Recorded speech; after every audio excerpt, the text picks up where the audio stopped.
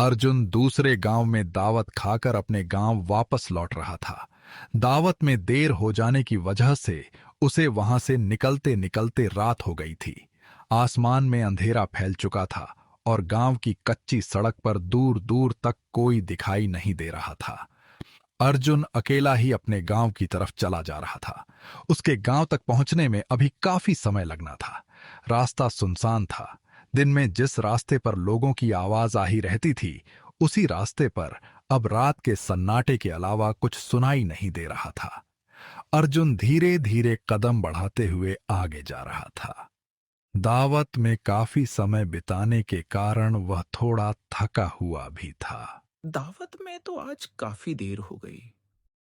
सोचा था कि शाम होते होते अपने गांव वापस पहुंच जाऊंगा, लेकिन यहां से निकलते ही रात हो गई।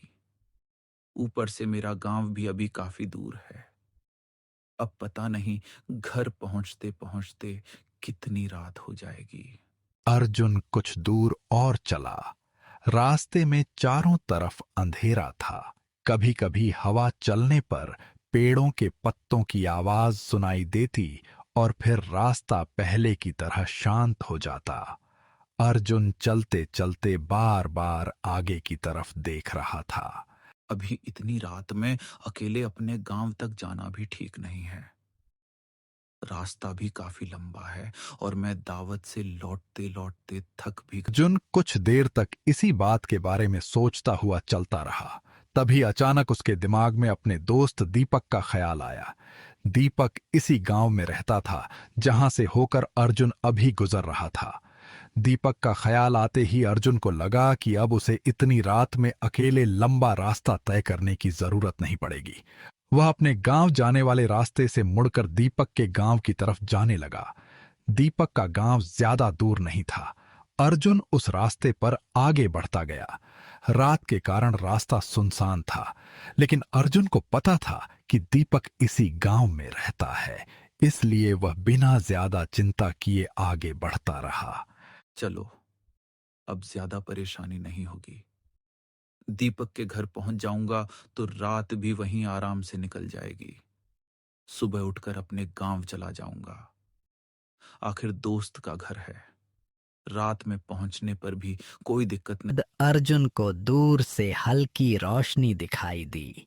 पहले उसे लगा कि शायद गांव का कोई घर होगा, लेकिन जैसे जैसे वह आगे बढ़ा, उसे समझ आया कि सड़क के किनारे एक छोटी सी चाय की टपरी थी।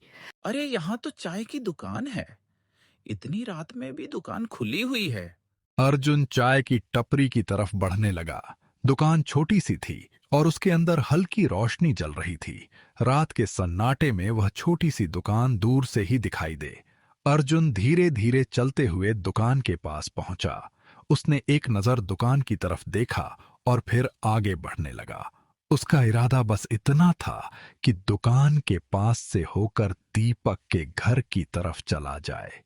लेकिन जैसे ही अर्जुन चाय की टपरी के बिल्कुल पास, तभी दुकान वाले ने उसे आवाज लगाई। अरे बाबू, आइए आइए, इतनी रात में कहाँ जा रहे हैं? पहले एक कप चाय पी लीजिए। रात काफी हो चुकी है। थोड़ा बैठकर आराम भी कर लीजिए। दुकानदार की आवाज सुनते ही अर्जुन रुक गया। उसने दुकान की तरफ देखा और फिर कुछ पल सोचने के बाद चाय की टपरी के पास चला गया। रात में काफी देर से चलते रहने के कारण वह पहले से ही थका हुआ था। इसलिए दुकान पर बैठने का मौका उसे अच्छा लगा। हाँ, चाय तो पी ही लेता हूँ। काफी देर से चलते चलते थक भी गया हूँ। सोचा था सीधे दीपक के घर चला जाऊंगा, लेकिन थोड़ी देर बैठकर आराम कर लूं तो अच्छा रहेगा। अर्जुन दुकान के पास पहुंचा और वहां रखी हुई एक जगह पर बैठ गया। उसने अपने आसपास देखा। रात के समय दुकान पर कोई और ग्राहक नहीं था। सड़क भी लगभग सुनसान थी। बाबू, आप इतनी रात को कहाँ से आ रहे हैं? मैंने आपको पहले कभी इस गांव में नहीं देखा। आप इस गांव के रहने वाले तो लगते नहीं हैं। इतनी रात में अकेले इस तरफ कैसे आना हुआ? नहीं, मैं इस गांव का रहने वाला नहीं हूं। मैं दूसरे गांव का रहने वाला हूं। आज एक काम से दूसरे गांव में दावत खाने गया था। दावत खत्म होते होते रात हो गई, इसीलिए वापस अपने गांव लौट रहा था।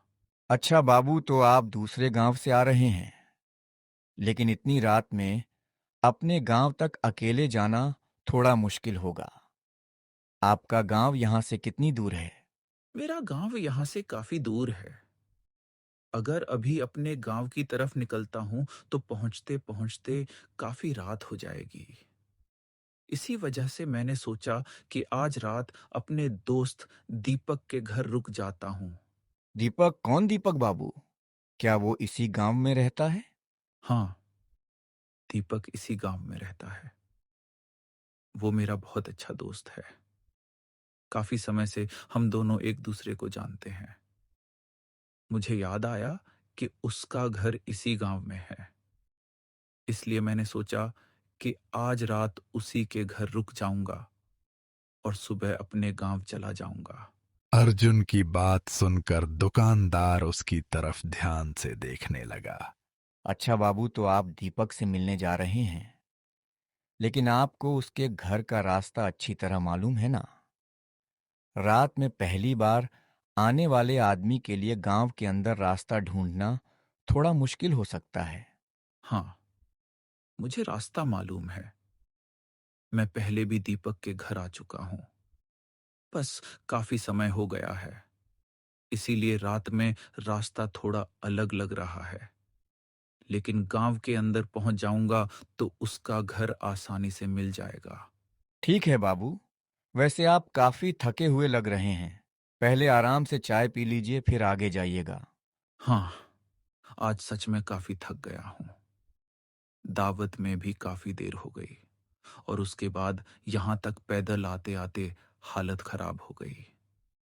सोचा था कि सीधे दीपक के घर पहुंच जाऊंगा, लेकिन अब लगा कि थोड़ी देर रुककर चाय पी लेना ही अच्छा रहेगा। अर्जुन चाय की दुकान पर बैठा दुकानदार से बातें करता रहा।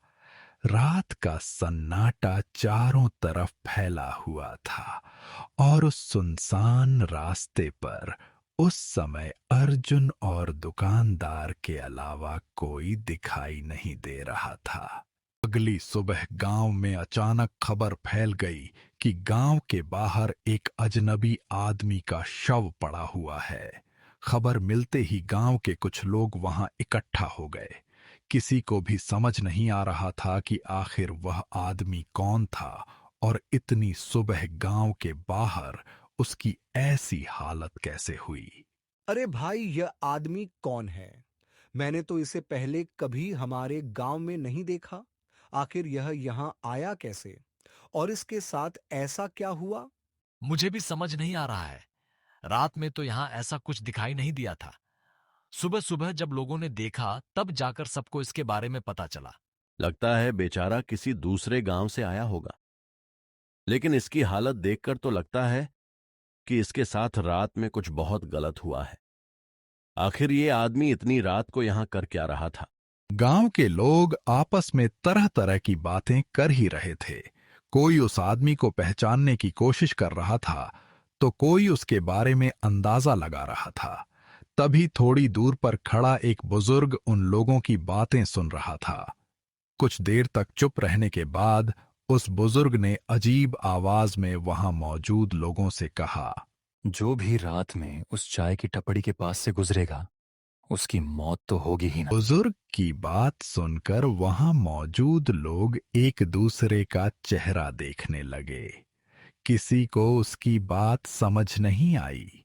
कुछ लोगों को लगा कि शायद बुजुर्ग की उम्र ज्यादा होने के कारण उसका दिमाग थोड़ा खराब हो गया है और वो बिना मतलब की बातें कर रहा है।